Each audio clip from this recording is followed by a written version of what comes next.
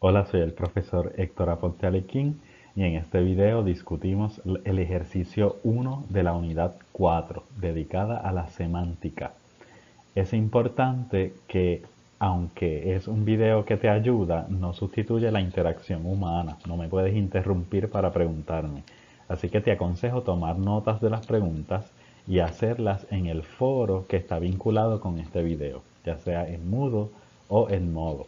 También esperar a que nos reunamos de forma presencial y hacer la pregunta junto con los compañeros.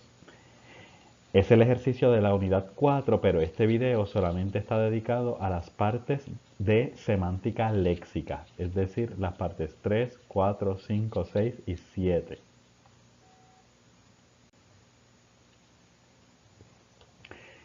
Aunque vas a ver el video, me vas a ver en clase si estás en clase presencial y vas a tener el foro, te exhorto a que verifiques la clave que está disponible en la plataforma virtual, en el modo o Moodle. Es la que tiene la respuesta en violeta. Y a que, como ya dije, las dudas, si te quedaron muchas dudas que no pudiste resolver de ninguna manera y leíste todos los materiales disponibles y viste todos los videos posibles, te reúnas conmigo en las horas de oficina para que te pueda explicar con más detalle.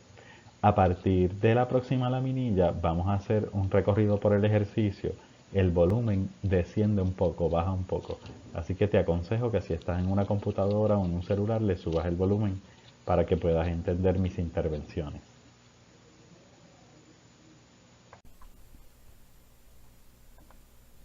Ya estamos en la parte 3.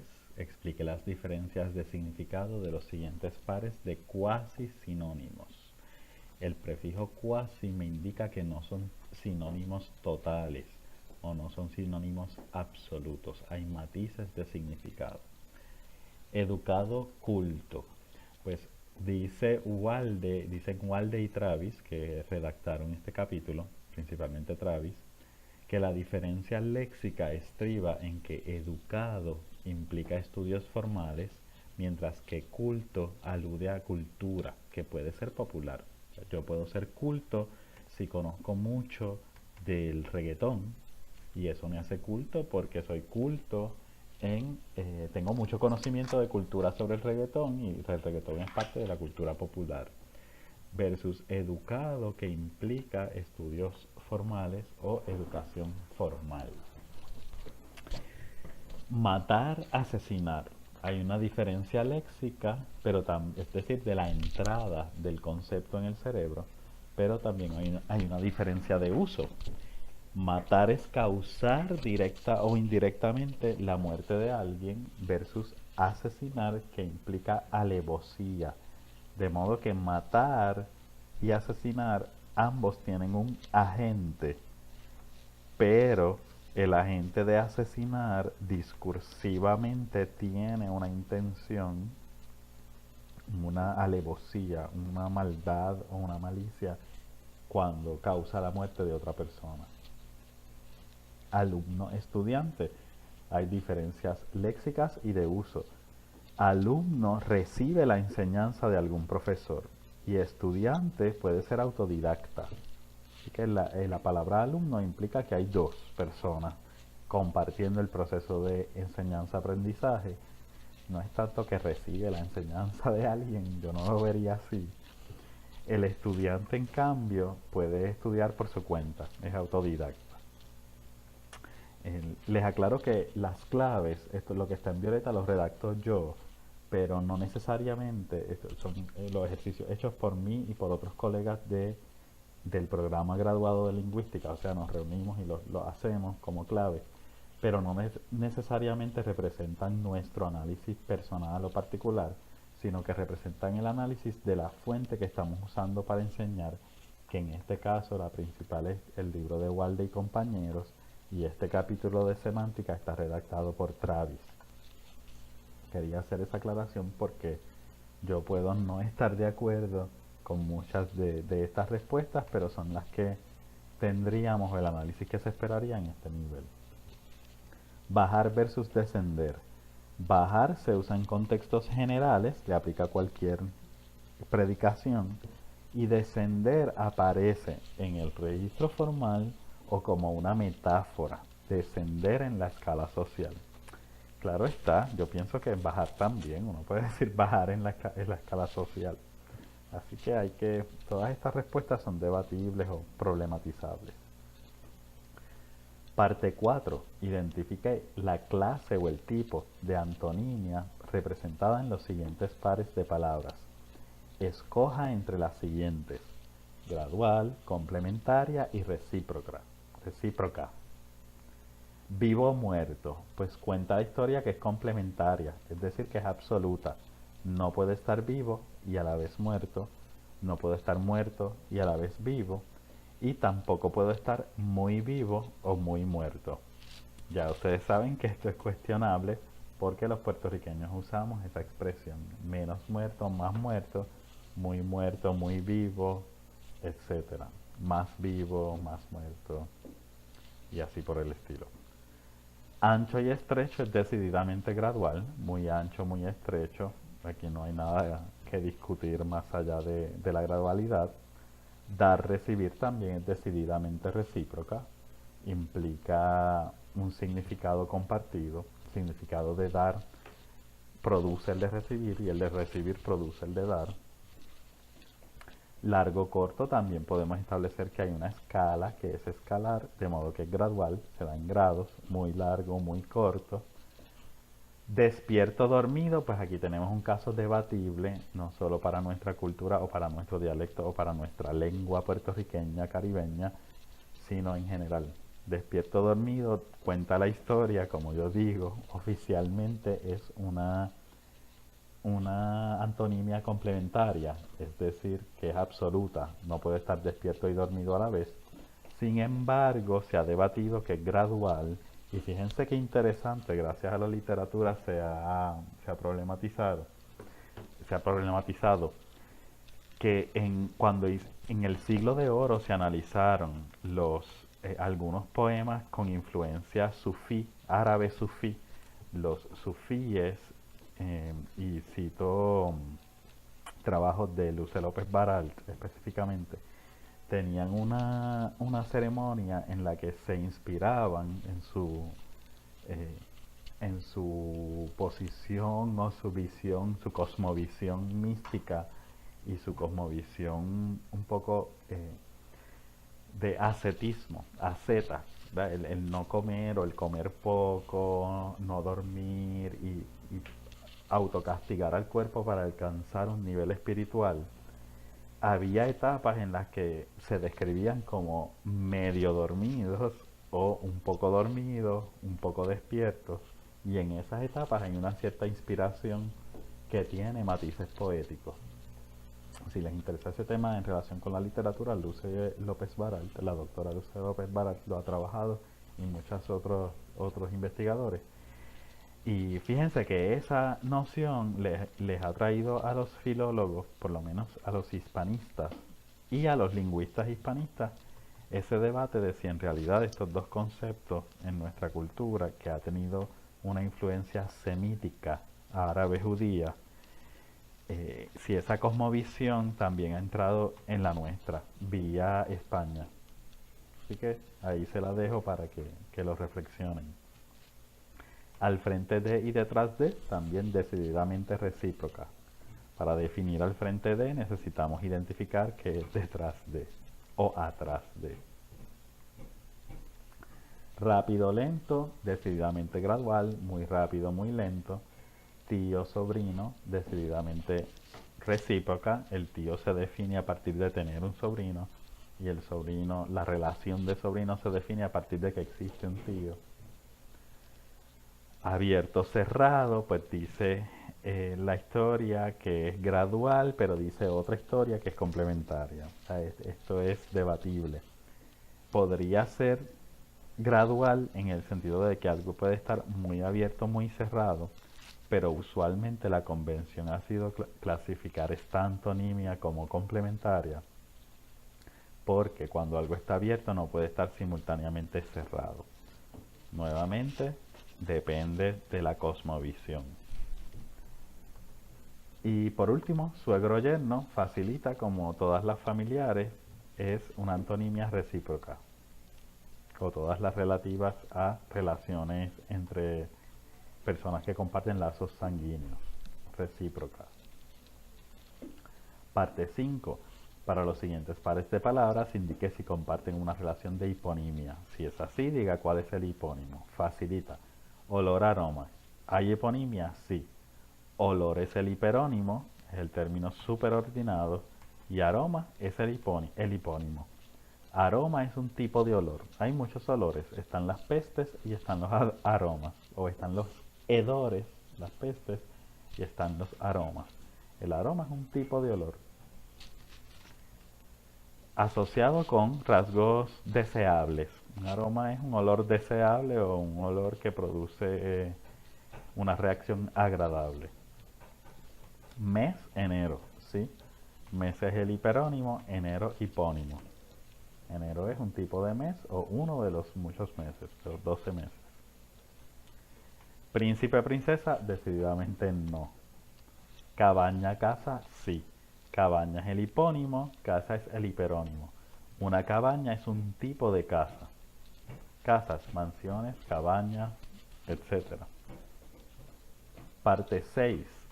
Indique si entre las siguientes palabras hay una relación de homonimia o polisemia.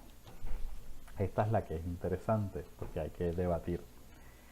Tomamos el ejemplo o el ítem de Walde et al., Walde y compañeros. Ellos plantean metro, medida de longitud, y también sistema de transporte público. De modo que hay homonimia. Ahora, ¿cómo se probó que hay homonimia? Pues al parecer se usó la prueba de la extensión significativa. Buscamos a ver si comparten alguna raíz en su significado. Si comparten algún significado literal original, pues metro, medida de largo, y el metro, transporte público, no se comparte nada en su significado, así que son dos palabras distintas, homónimas, que sí comparten una expresión fonológica. La metro, o, es una sola palabra fonológica, así que en la fonología es una palabra, pero en el léxico, en la semántica, son dos entradas léxicas. De modo que su ambigüedad es fonológica, pero son dos palabras, no es una palabra que tiene distintos significados. Al parecer este fue el proceso por el que siguieron Travis, Walde y compañeros, específicamente Travis, que redacté este capítulo. Pero yo debatiría ese análisis porque la longitud en nuestras culturas usualmente está asociada con los caminos, o empezó a hacerse la longitud, las medidas métricas comenzaron para medir los caminos, y uno de los caminos son las vías del tren. Entonces, etimológicamente podríamos encontrar alguna coincidencia o algún estadio, algún periodo en que fue una palabra polisémica. No sabemos, habría que investigar, por eso es debatible. Pero cuenta la historia que no comparten ninguna asociación, ningún significado, así que son homónimas. Vamos al número 1. Fiesta, celebración versus fiesta, día festivo. Cuenta la historia de que es polisemia. Es una palabra que tiene dos significados, como día festivo y como celebración. Sin embargo, lo podemos debatir porque esa supuesta polisemia se reduce al español mexicano y al de Estados Unidos. Ese es un defecto expositivo del capítulo redactado por Catherine Travis. Muchos de sus ejemplos son del español mexicano o del español de Estados Unidos. Como sabemos, los dialectos epistemológicamente son lenguas. El término dialecto es meramente operacional, meramente para investigar, para dividir. Pero en su esencia, epistemológicamente, los dialectos son lenguas. Y en estas lenguas, español mexicano y de Estados Unidos, hay unos ejemplos y hay unas concepciones del mundo que sí se podrían encajar en polisemia u homonimia, pero que en otras lenguas como la nuestra, yo no diría que en español puertorriqueño, tendría que investigar, ¿verdad? Estoy haciendo la especulación o la hipótesis lingüística, pero habría que comprobarla. Yo no diría que fiesta es polisémico. Un día festivo puede ser un día libre, pero no necesariamente festivo para celebrar. Así que es debatible que el día que fiesta solamente, no sé, día festivo es cuestionable, es cuestionable. El 2 cita, acuerdo para una reunión y un texto que se menciona, o la mención de un texto producido por otra persona, de las palabras de otra persona o de otro discurso. Cuenta la historia de que es homonimia, son dos palabras, dos entradas léxicas. Cuenta la historia que es homonimia. Sin embargo, esa conceptuación es debatible. Según los que dicen que son homónimos, haciendo la prueba de extensión no se comparte ningún significado, porque acuerdo para una reunión versus mención de un texto de otra persona, pues ahí no se comparte nada. Pero podemos debatirlo, porque la cita de un texto es un encuentro metafórico, abstracto, con el autor de esa cita. Así que cuando usamos, por ejemplo, la palabra dialogar, cuando yo digo Boscovic dialoga con Adger, Jennifer Smith dialoga con los planteamientos de la voz, pues ese diálogo no es que los autores hablan entre sí, es que sus investigaciones, sus publicaciones tienen encuentros, entre comillas, tienen encuentros teóricos o encuentros epistemológicos, que son encuentros abstractos. De modo que, como digo en la presentación, hay que tener en cuenta cómo la metáfora, cómo el uso de la metáfora que permea casi todas las lenguas, puede caracterizar una palabra y podemos encontrar vínculos en su significado. Esa homonimia, que sean dos entradas léxicas, habría que comprobarlo. Tal vez los estudios de adquisición y psicolingüística ayuden a justificar la homonimia, pero tal como está expresado, sin esa ayuda de estudios externos, solo por el análisis lingüístico, es debatible cuál de las dos categorías podemos adjudicarle a este par de palabras o a la relación entre este par de palabras. 3. Saber, tener cierto sabor y tener el conocimiento de algo. ¿Cuál ustedes creen que es? Pues, claro que a primeras luces es homonimia, dos palabras distintas que tiene que ver probar el sabor en la lengua con el conocer algo. Así que homonimia. Pero ¿saben qué? Hay lingüistas que lo han debatido. Y estos debates es interesante porque los hemos conversado cuando hemos hecho estos ejercicios los distintos profesores que damos esta clase.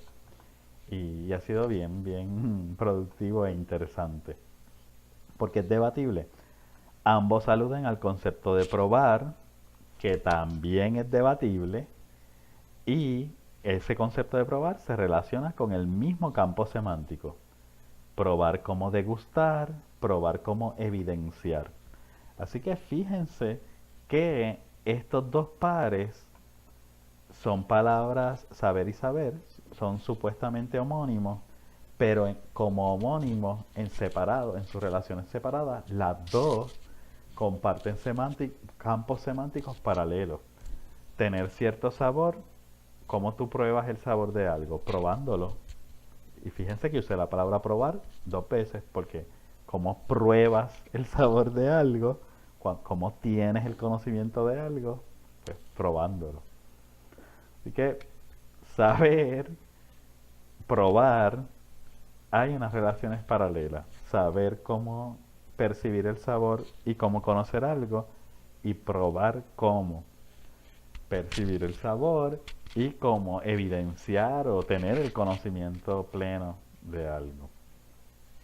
Una vez más, debatible. Papeles, hojas para escribir, documentos importantes. ¿Qué ustedes creen que sea? Pues cuenta la historia que también es homonimia, son palabras distintas. En el papel en la hoja como papel se escribe, en la hoja que es un documento importante, no necesariamente se escribe, sino que es un documento. Pero una vez más, hay dos nociones importantes. Están súper relacionados. El documento importante tiene texto, así que sí se escribe.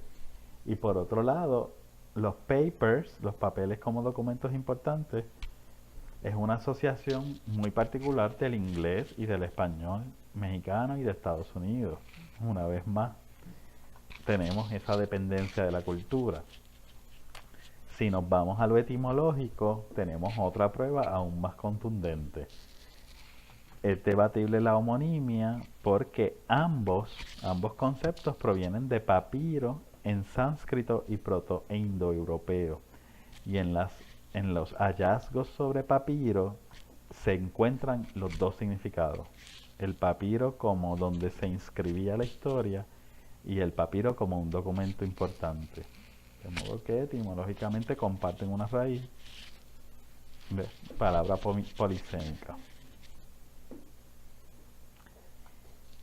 Prometido, novio. O el participio de prometer. Una cosa prometida, el documento prometido o el novio con quien me voy a casar. Ese es el 5. Cuenta la historia que es homonimia, porque son palabras distintas, significan dos cosas bien distintas. Yo no me caso siempre con todo lo prometido, sino que una cosa es prometer, otra cosa es casarme. Sin embargo, esta es la persona que ha prometido casarme. Y etimológicamente el prometido era, o la prometida, el prometido es el hombre que me prometieron para casarme. Así que es el novio prometido, como participio. Podría debatirse que es una palabra polisémica y no dos palabras, dos entradas distintas. Ese era el 5, ¿verdad? Sí. 6. Rico, con mucho dinero, una comida deliciosa. Cuenta la historia que es homonimia, pero podemos debatirlo porque podemos hacer la prueba de extensión significativa. Repásenla en la presentación y cuando analizamos los significados de cada una, ambos conceptos aluden a abundancia. Rico con mucho dinero y rico con mucho sabor, sabroso, mucho sabor bueno.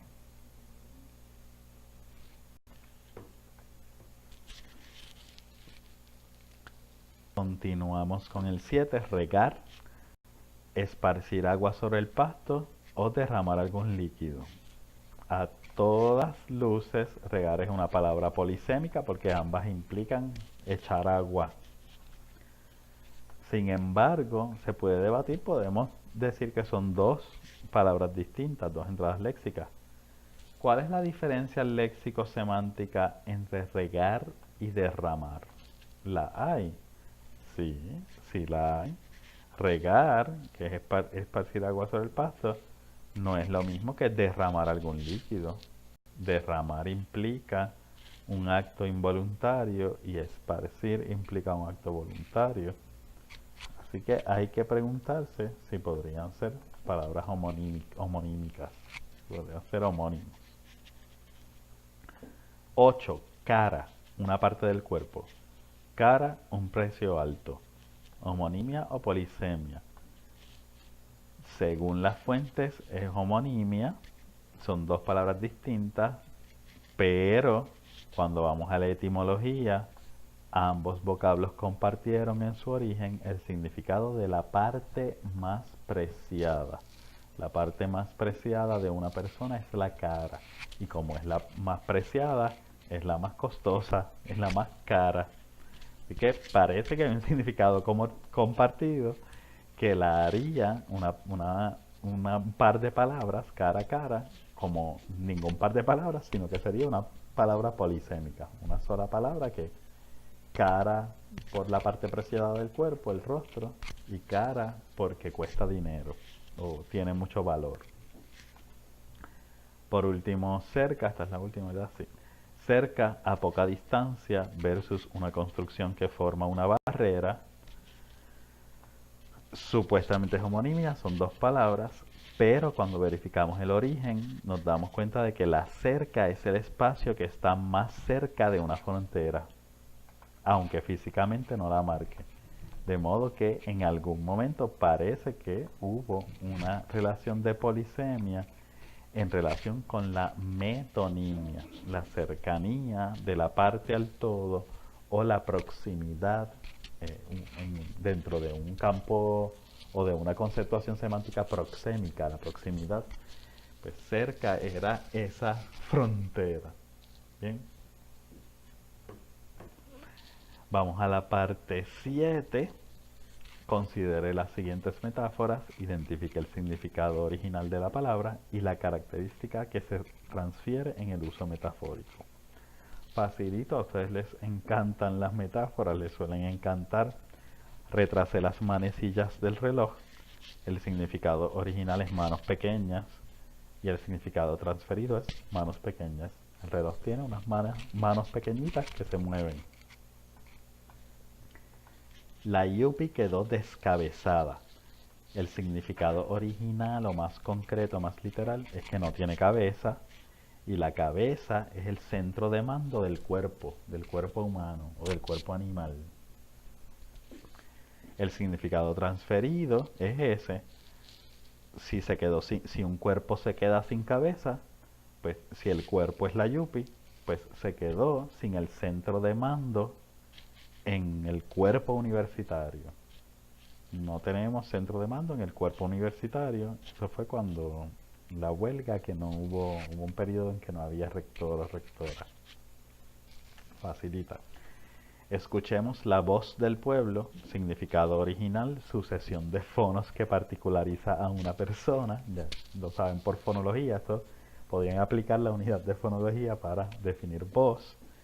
Significado transferido, particularización de la persona por los pensamientos que transmite esa sucesión de fonos. Así que caracterizo a una persona a base de los pensamientos articulados en los fonos. Así que la voz del pueblo sería, la voz de, en este caso no sería una persona, sería una cosa o una comunidad por los pensamientos de ese pueblo que esa persona representa. Por ejemplo, Néstor es la voz del pueblo en el grupo de estudiantes de Lingüística General agosto 2018. En ese caso, su voz no es su voz literal, sino que sus pensamientos, lo que él plantea, representa a su grupo. Dibuje un diagrama arbóreo reduccionista. No se asusten, no lo tienen que hacer. Este es un ejemplo dentro del ejemplo. El significado original, el árbol, arbóreo, una planta con raíz, tallo y ramas, se transfiere a lo que hacemos en sintaxis, a una de las cosas más hermosas de la sintaxis, porque son estructuras que tienen comparaciones, tienen una estructura similar, son iconos, así que se asemejan al árbol.